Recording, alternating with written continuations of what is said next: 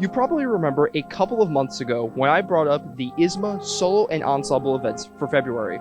I spoke to a number of attendees and they shared the same sentiment that it was a great experience. But in case you haven't noticed, it's been a minute since you've probably heard of anything about upcoming choir events. Some of you may be wondering, is that it? Entire rest of a semester and no choir performances? Is there anything more? To answer that, spring is actually one of the busiest times for us choir people, with a ton of new performances coming. We start with April, when ISMA holds another competition. This is ISMA Organizational, where non-honor choirs across the state compete in performing and sight reading. The performance segment is publicly available for everyone to watch and is free of charge. This will take place at Kankakee Valley Middle School throughout the day from roughly 8 in the morning to 4 in the afternoon on Saturday, April 12th. But what if you can't make it on the 12th? Do not fret, for ISMA is very generous with their competitions. On Saturday, May 3rd, ISMA will be holding the state qualifications event. This contest will have high school honor choirs competing for the opportunity to perform at state finals in performance and in sight reading. Like organizational, the performance segment will be publicly available for everyone to watch and, of course, free of charge. This will take place at Elkhart High School throughout the day from roughly 8 in the morning to 4 in the afternoon. You may have noticed I said something about state finals. This is the last ISMA event for the school year, where the 16 best high school honor choirs compete for the #1 spot, which is rewarded very handsomely. The performances will be adjudicated by collegiate professors and directors from throughout the country. I mean, last year, one of the judges flew in from New York. Kinda crazy. This event will take place at Pike High School in Indianapolis starting in the evening. Official times are yet to be announced. That's a lot of opportunities to see the hard work students from across the state put forth to deliver a wide variety of songs. I'll give you time to decide which one you want to see, hopefully all of them, and I'll see you at the contests. May the best choir win.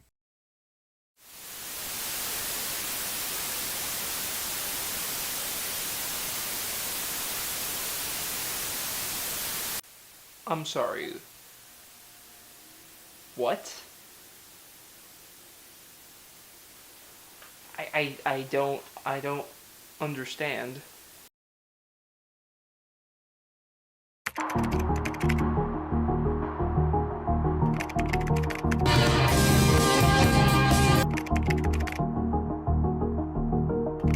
I think we did a pretty good job so far.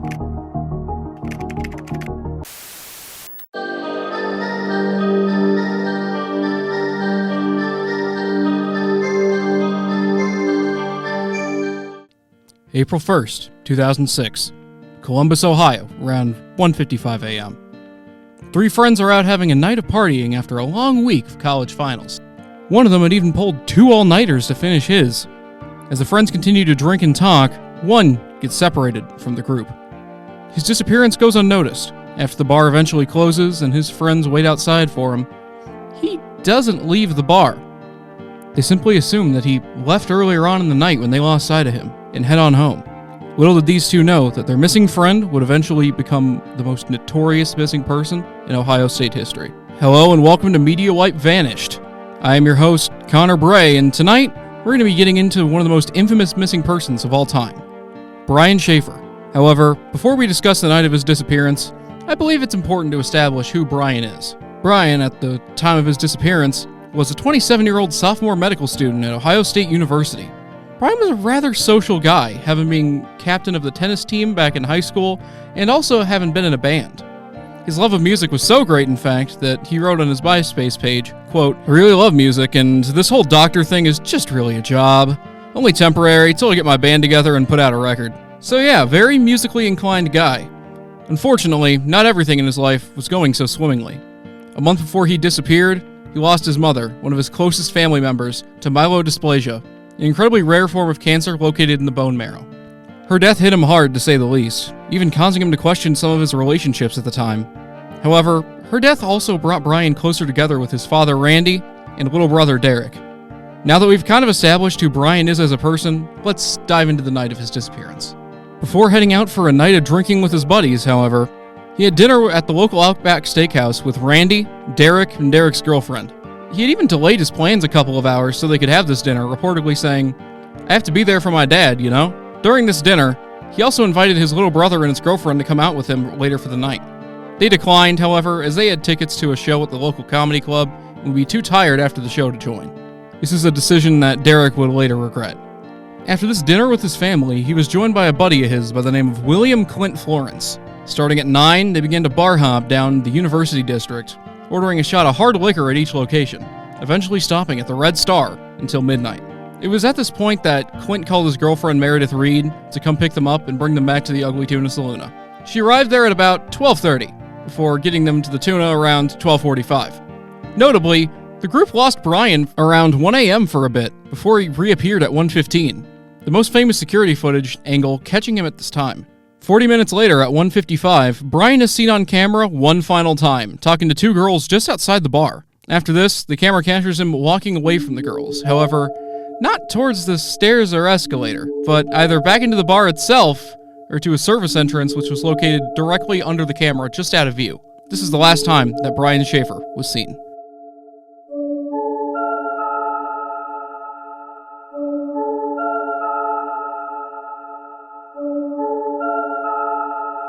Now here's the part where we get our hands dirty. There are many theories surrounding this case due to its notoriety. So for our sanity, I think we should start with the most recent one. Behind the Ugly Tuna Saloona is a parking garage, and during 2006, this parking garage was under construction. Also of note are the 4 emergency exits leading out the back of the Saloona towards said construction site. Are you starting to get the picture? The theory posits that Brian, while intoxicated, had left one of these emergency exits and fallen into the currently under construction rubble, burying him alive underneath it all, with the city covering up so there would be no bad press for the new parking garage. I mean, things similar to this have happened before, so it could be possible, right? Well, there are some complications with it. One, you'd think that someone on staff would have noticed a drunken man stumbling through an emergency exit. If not, they would have at least heard him, because drunk people aren't exactly known for being quiet. It is highly unlikely that this is the case, especially due to the FBI still believing Brian to be alive. And not only that, but you'd think that the FBI would catch on if there was some kind of cover-up going on. It's their job. Let's move on. This theory posits that Brian had disappeared that night to start a new life. Now, while it sounds impossible, there is some evidence to back this up. For example, there is an unwatched freight elevator just off camera that he could have used to escape. Not only this, but he also had the money to run away. When Brian's mother passed away, he was granted $20,000 by life insurance. People have started new lives on less. The biggest evidence in this theory, though, is a quote from Brian's cousin, Dan Schaefer, saying that Brian could swing through extremes. For example, after being involved in a party-heavy lifestyle in 1999, he was arrested for a DUI and spent 3 days in jail. After that, he completely turned his life around and was big into exercise for around 6 months. It seems like if he did snap and disappear willingly, it would not have been out of character. Plus, remember how he said this whole doctor thing was just a job until he could put out a record? That's a motive. The only thing is, there's a few holes in this theory. First is that, since he is one of the most well-known missing people in history, it would be extremely difficult to stay out of the public eye for 19 years, which is the amount of time that he's been missing. Also, he and his girlfriend at the time, Alexis Wagner, had a flight scheduled to Miami the following Monday, where rumor says he would have proposed. Why would a made man just abandon his family and friends like that? Still, this is probably the most possible theory out of the two that we've discussed so far. With all that being said, let's discuss our final theory. For all those unaware, the Smiley Face Killer is a proposed serial killer by 2 former FBI detectives. This proposition was made in response due to the trend of many young, wealthy white men being found near water, as well as smiley face graffiti being found nearby. This theory goes that the Smiley Face Killer killed Brian, and it doesn't make much, if at all, sense. First, there isn't much evidence to prove that Brian is actually dead, since no body was ever found. Second, the FBI doesn't believe that the Smiley Face Killer even exists, with the deaths linked to them being only coincidental. This is probably the least likely out of the 3. However, there are many more theories on his disappearance, so if you'd like a part 2, please let me know in the comments below. As it stands, Brian Schaefer remains a missing person to this very day. Like mentioned earlier, the authorities still believe him to be alive. If you believe you've seen Brian, I urge you to call your local non-emergency police hotline. Brian, if you're somehow watching this, come back to your family and end this mystery on a good note. That being said, Thank you for joining me tonight. Until the next episode, I appear missing.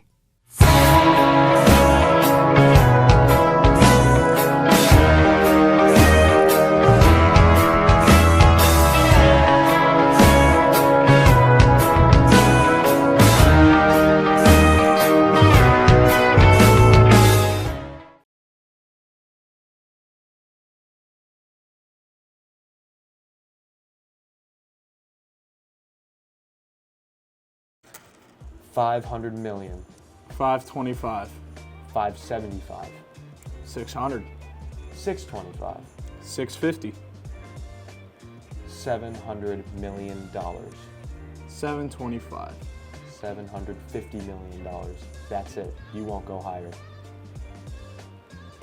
7, 6, 5.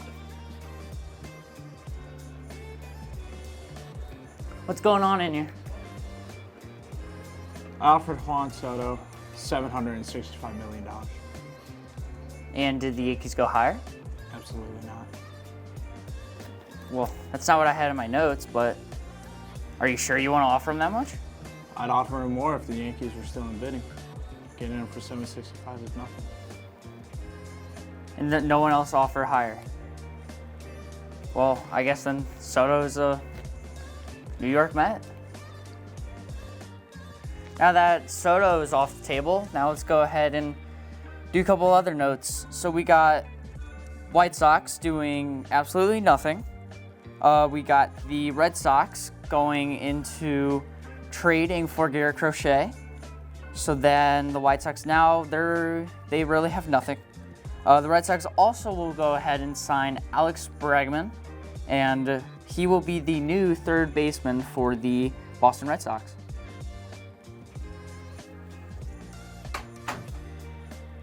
We're doing what? Alex Bregman's the new third baseman for the Boston Red Sox. That's my job, not his job. He'll play second. I am either playing third base or I'm getting traded.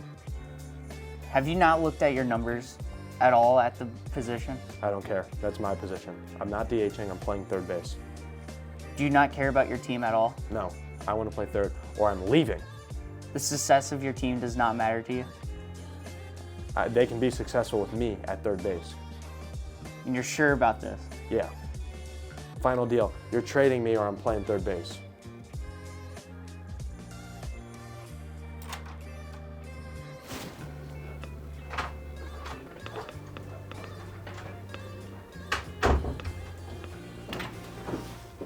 What's going on?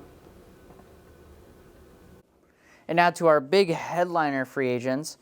We got Kirby Yates will be going to the Boston Red Sox, help out that bullpen. Tanner Scott will be going to the Cubs for a much-needed bullpen piece. Roki Sasaki, he will be going to the San Diego Padres to help out their pitching staff due to Joe Musgrove's injury. And the big name, Blake Snell, will be re-signing with the San Francisco Giants. Those guys are all mine. All five guys are mine. I don't think you can just pay me off like that. They're all mine. Every single one of those players. Nobody else gets them. I get to have all the fun. I guess we will have all those guys go to the Dodgers then. Good deal.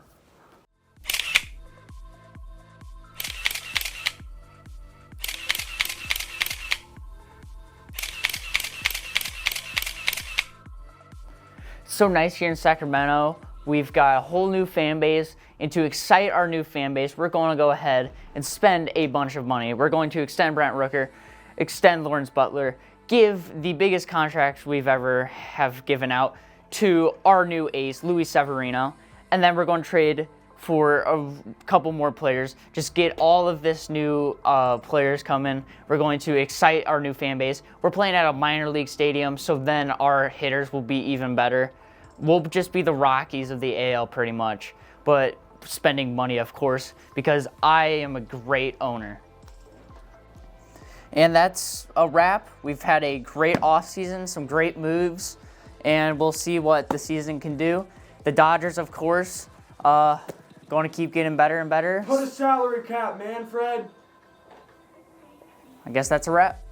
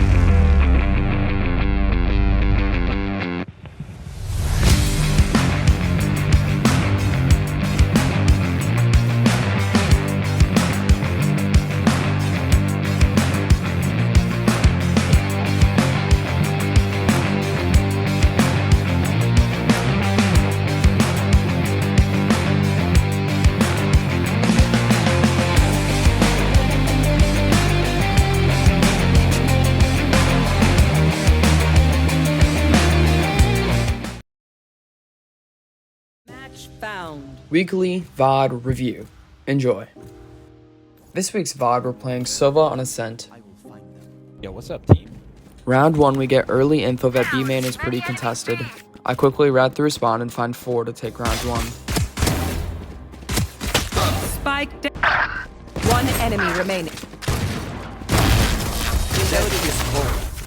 Round 2 is pretty similar. Early info on B main.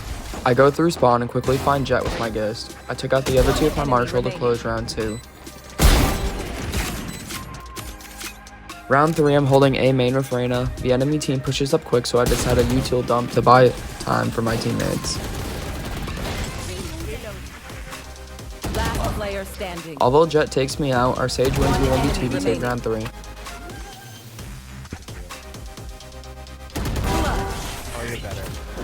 Round 4 starts quiet, but Deadlock gets a quick flank, startling me from behind. Luckily, she forgets how to aim and I take her out.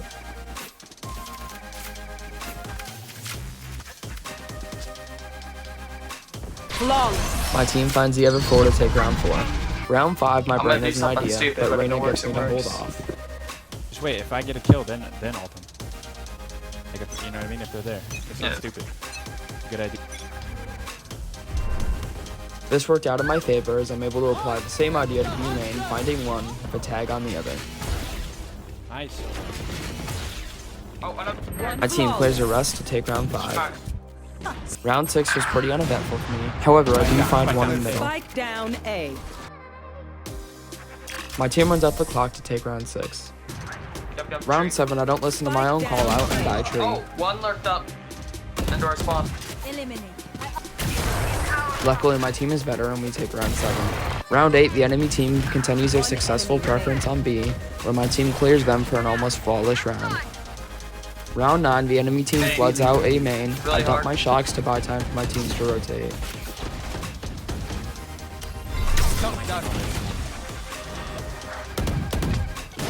I find one main, then shortly after forget how to walk and get taken out.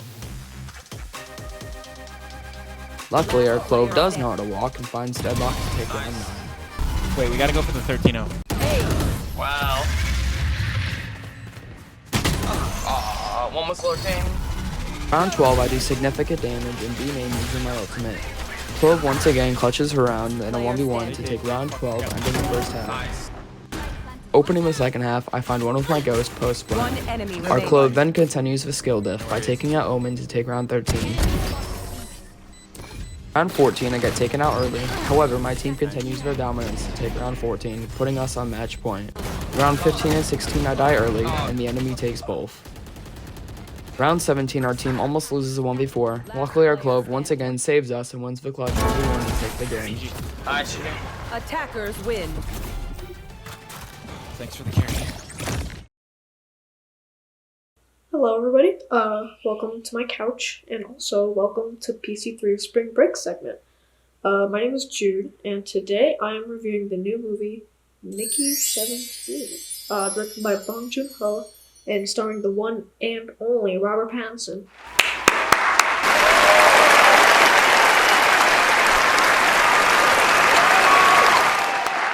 Everybody give it up. Just jumping right into it. All in all, I thought this was a great movie. It was fun. It definitely did a better job at being a comedy than The Monkey did, in my opinion. Although it had many flaws, like the dream sequence at the end. It still has potential to be a true classic. Let's get into the nitty-gritty.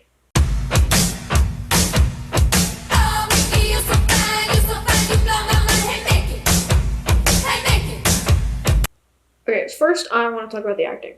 Of course, Robert Pattinson did a fantabulous job of being Mickey, both 17 and 18.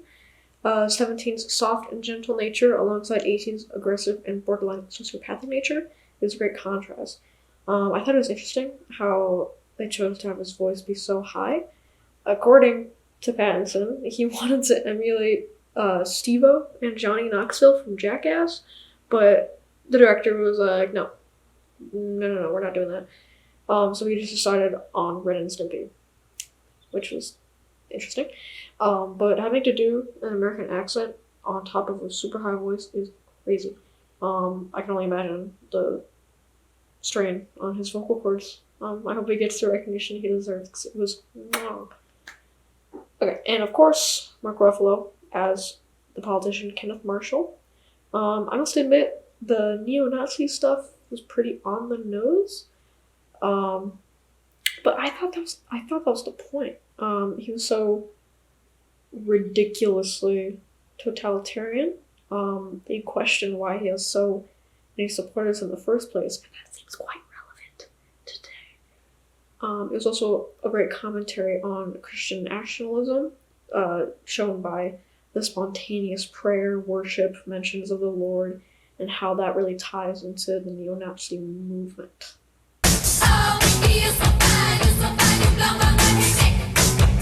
Moving on, the cinematography.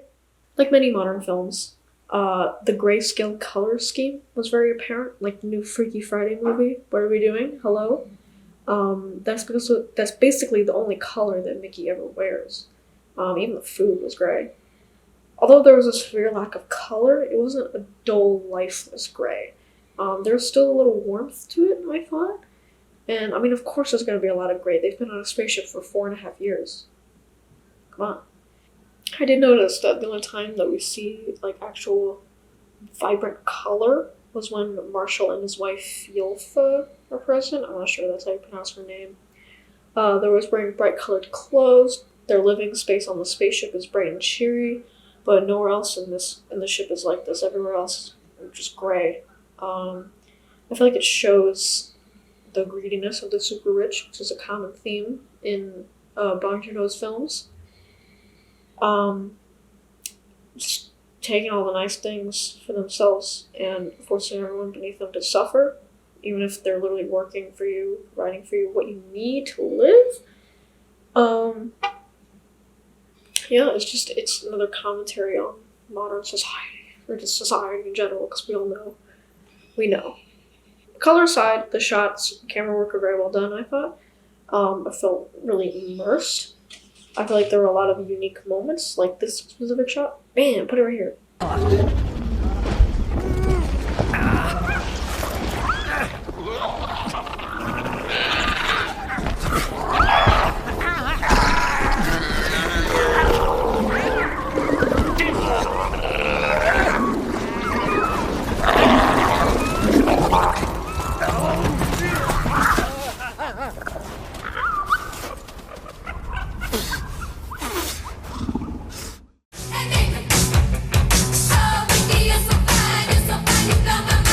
My only huge conniption about the film was the ending.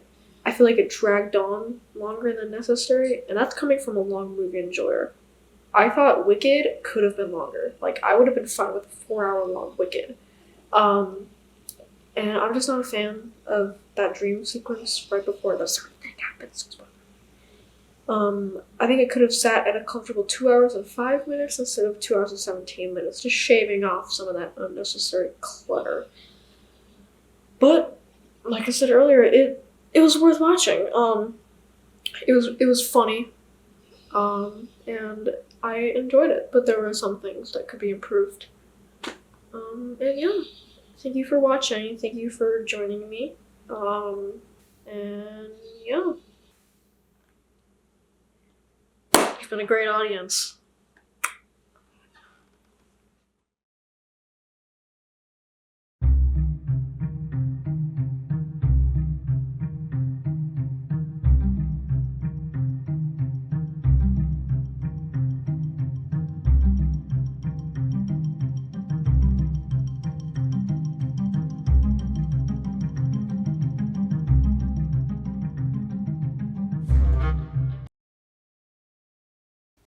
I don't know, like, he's just a weird guy. He makes me mad all the time. He really grinds my gears.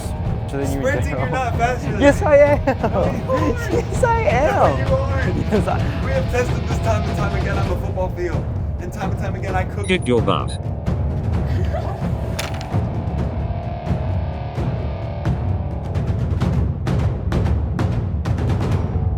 Your head's so big it doesn't even fit in the frame. Shut the heck up. Owen Heron. Atto Leek. They used to be best of friends. They grew up together.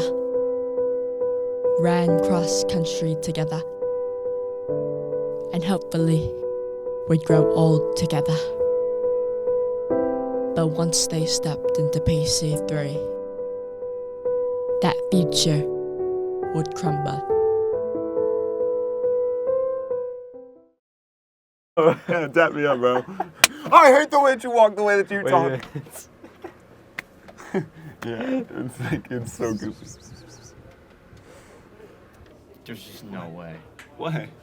Are you serious? What? Bro, what the hell's wrong? I hate the way you walk. I hate the way that you walk, the way that you talk. It's just like on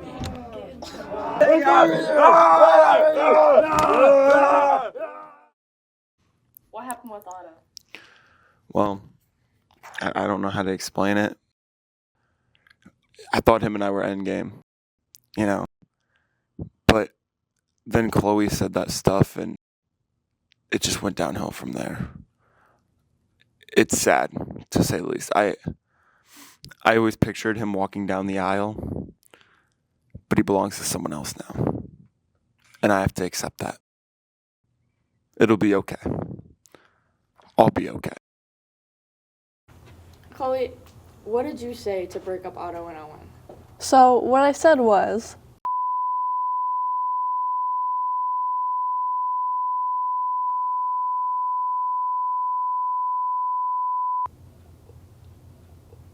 Oh, wow.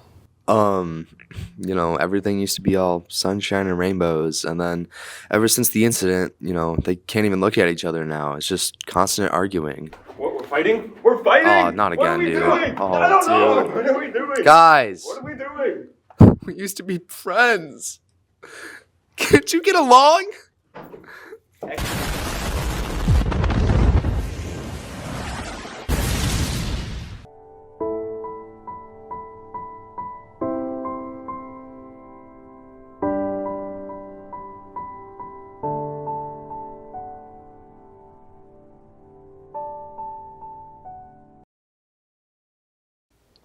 Oh boy, sure seems like a good day to go hiking.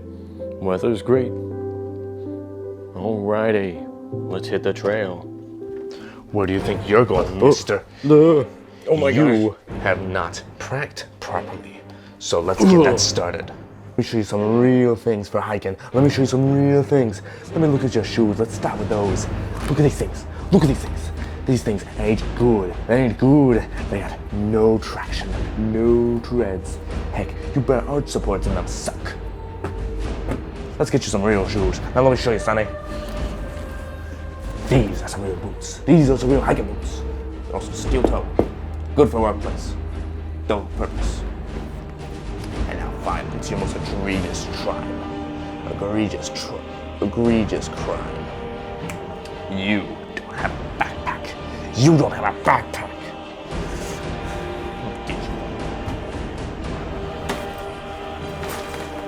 This is a real camping backpack, a real hiking backpack. This is what you need. Am I clear? Good. Want to avoid some bad talks like this when talking with your father about going on a hiking trip? Well, here's the steps you need to take to avoid that sort of talk. Step number 1, get yourself a good pair of hiking boots. The best place to get that from is probably from a place like Walmart or Dick's Sporting Goods. Should have some plenty good items that you can find for that. The next thing on this moderately large list will be a good hiking backpack. Now these can vary in sizes from 15 liters to 109 liters. Now, the price of these last two items can vary wildly depending on where you get them from and what the quality is. The thing you'll need is some good old-fashioned water jugs. Typically, you'd want something around a gallon in size, and that should do you plenty fine, chap. Let's go with if you want to go bare minimum and the worst absolute rock bottom gear, in total will roughly cost you around $50. And still, even for that, that's a pretty good deal, you'd say nowadays, especially with the rising cost of things. The next thing, you'll want to do some more additional things that are just simply really helpful, or if you need to go on a longer camping trip, I would typically recommend you bring something like a shovel, some fire starting gear, and a good supply of food. And also possibly a blanket, that's pretty helpful. Anyways, that should be everything you need to survive out there in the wilderness, and keep your father off your back. This in total should only cost around maybe $100 extra, and for your additional safety, I'd say it's well worth the value. Oh, and if you want to keep yourself especially safe, make sure you bring something like a flare gun or a personal handheld CB radio. Now, I know you may not quite understand it, but frankly, it's one of the best kinds of radio out there, and it also doesn't require a license to use. So, yeah, there's no reason, frankly, not to use it. So, do the best you can to keep yourself safe, others safe, and most importantly, get your damn father off your back, off of those pesky hiking trips. Don't forget, life is about the journey, not the destination, and I hope you all have a good rest of your night. Goodbye.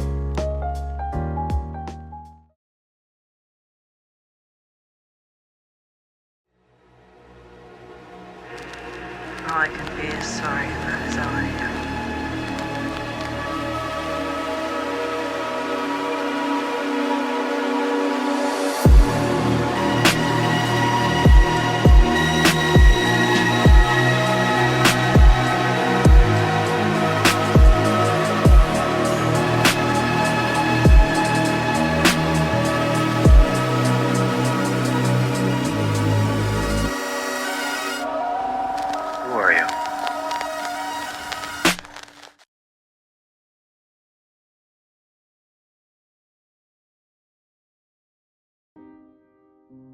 I lost my wife a couple of years ago in a car accident. This is, it's helping me.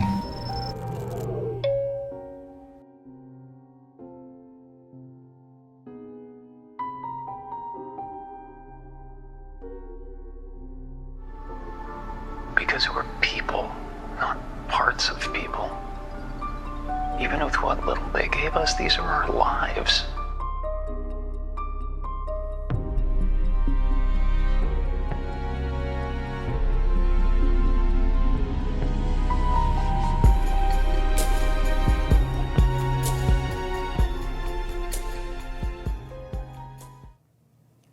Mark S., the man who chose to forget. By day, if time can even be measured in the windowless abyss of Lumen, Mark S. is a devoted worker, a model employee in the macro data refinement department. But he is also something else, a man carefully sculpted by loss. His Audi, Mark Scout, once had a life, a love, and a grief so unbearable that he sought to erase half of himself to escape it. His innie does not know pain, or at least he wasn't meant to, but something stirs beneath the surface. Something restless, the echoes of another life. One that was never meant to touch the walls of Lumen, it whispers to him. And as the truth unravels, Mark finds himself caught between two versions of his existence, neither of which can be whole without the other.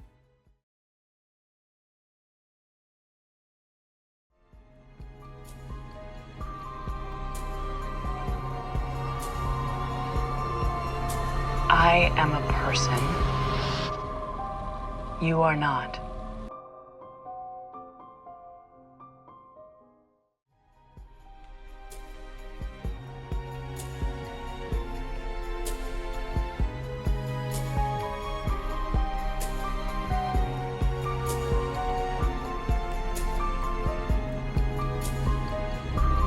Forgive me for the harm I have caused this world.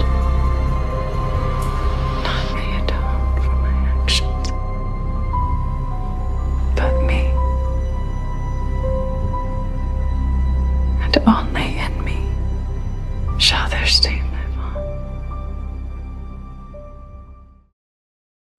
R, the rebel without a past. From the moment Helly R awakens, she's different. Where the others resign themselves to their fate, she resists. She fights, she refuses to believe that the severed life is one worth living. But Helly's rebellion is not just instinctual, it is desperate. Unlike Mark, who sought severance as a refuge, Helly was forced into it. She does not know by whom, she does not know why. But what makes Helly dangerous is that she is willing to do anything to escape, even die. And yet, the walls of Lumen do not crack so easily. Every attempt to break free only tightens the grip of the unseen forces that placed her there. But if Helly is anything, she is relentless, and if there's a way out, she will find it, even if that means unraveling the very foundation of Lumen itself. Severance forces us to ask, if we had the choice, would we separate ourselves from pain? Or is suffering an essential part of what makes us human? As Mark and Helly fight for the truth, they remind us that identity isn't just something we are given. It is something we must fight to keep.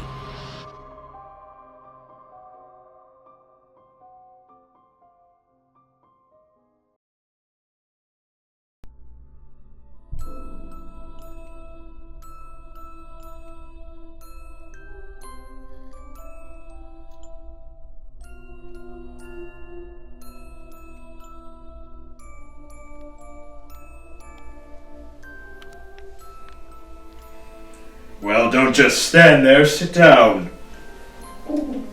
Sansa, if you don't mind me saying, have you changed something about your appearance, particularly about your beard? The missus. We're having some trouble in our relationship. The choice was either to shave the beard or go to therapy. Oh. Santa, the leprechaun is killing local people. I have heard of this. Not again. Oh. What do you think we should do? Turkey, what do you advise? Oh. Yes, I see. I think you should send someone. Go to the elves.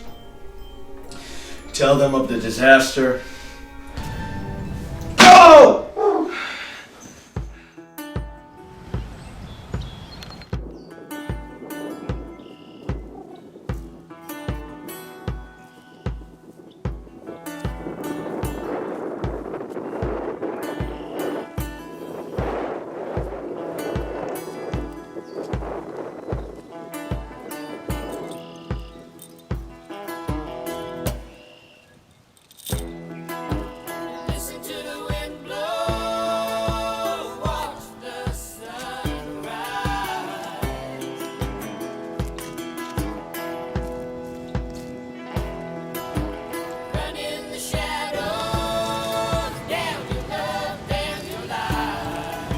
Found me gold.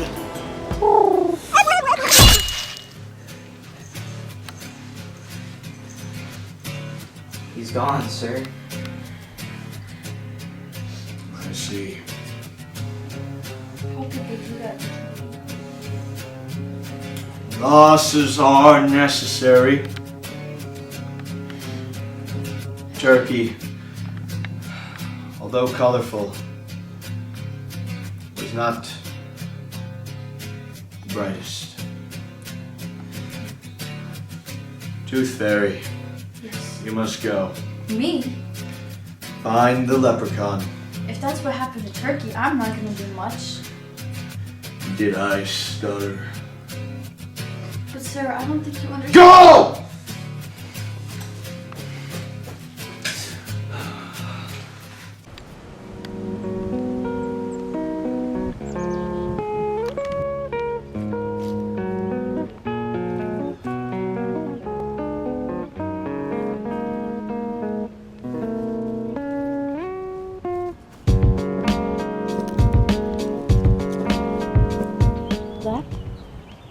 It's been long.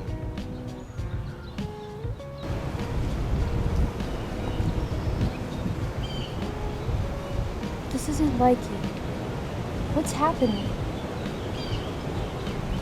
Do you even know me anymore? Of course I do. You're not like this. Please, just come back to the council and we can forgive you. How many years has it been? They're saying you killed people, bud. I did it to get to him. You can't just kill people and expect it to be okay. That's Santa Claus you're trying to get to. Why should he get to celebrate all year? Everyone cherishes Saint Nick. And look at I. Just one day. No.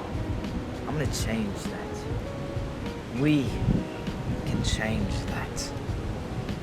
Look, I know you fly along the council, but you could fly alongside me.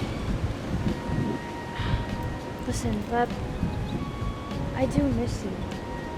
But how would I even... You would find me. Listen. You don't need your wings to fly. Just your heart. My wings? Yes. It won't hurt. It just... maybe a sting. But the love that will return from it is so much more. So do you. Are you sure it won't hurt? Yes. Okay. Let's do it. I'll wait for you. You will get much in return.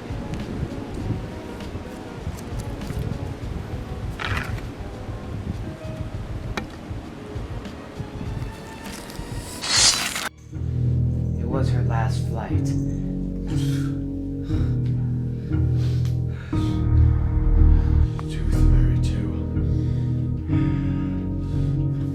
Is all of this a joke?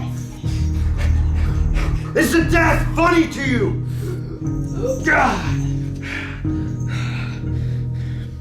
This has gone on too long. The leprechaun, I will find him.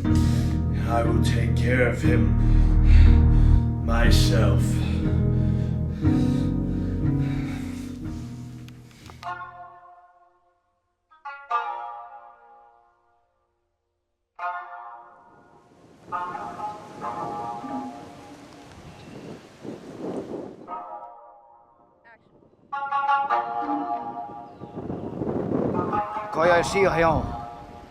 Many long time.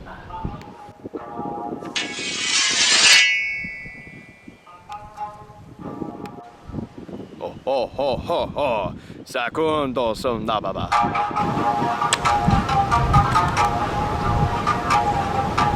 Larry! You were one of my best. You could have stayed in Elf. But instead you chose this life.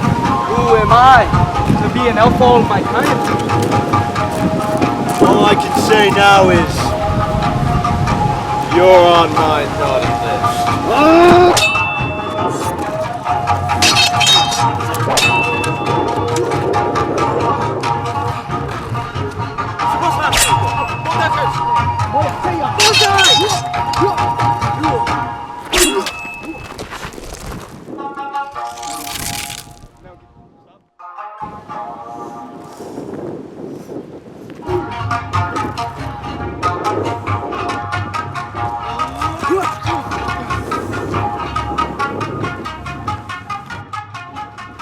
Cape.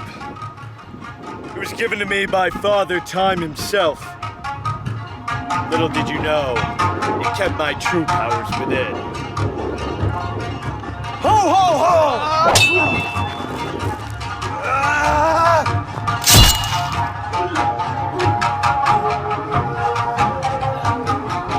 Santa-san. O no se, o kumbala. Funny thing is, now is not my time to die.